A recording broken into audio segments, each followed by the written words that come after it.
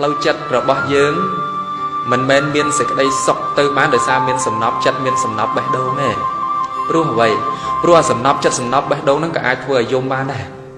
ណាធ្វើឲ្យសោកស្ដាយធ្វើឲ្យកើតទុក្ខធ្វើឲ្យសែតអីចឹងណាណាប៉ុន្តែផ្លូវចិត្តដែលមានសេចក្តីសុខបំផុតគឺជាផ្លូវចិត្តដែលពោពេញទៅដោយការមិនមានអាឃាតមិនមានព្យាបាទយើងមិនខឹងយើងមិនចង់អាឃាតយើងមិនព្យាបាទជាមួយអ្នកដទៃពេលចូលដំណេកគឺដេកលក់ទៅស្រួលប៉ុន្តែបុគ្គលដែលសន្សំព្យាបាទទុកនៅក្នុងចិត្តហើយចូលដេកនៅក្នុងបន្ទប់ម៉ាស៊ីនត្រជាក់បើកលេខ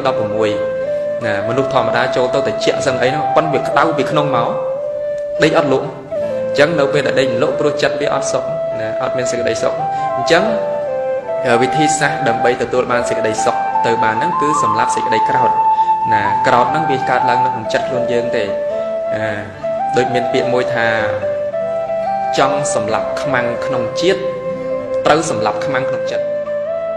ដោយបាទនៃព្រះគាថានោះមានសេចក្តីថា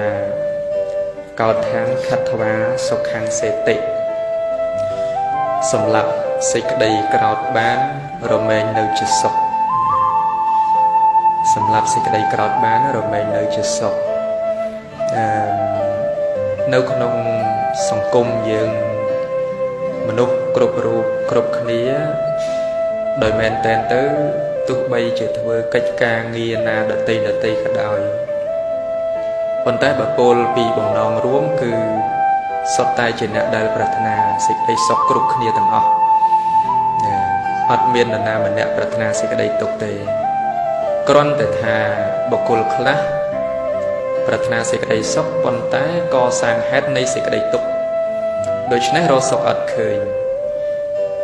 ចំណែកបុគ្គលជាបណ្ឌិតប្រាថ្នាសេចក្តីសុខហើយ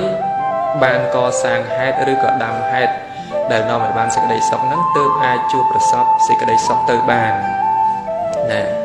អញ្ចឹងដល់ទៅពេល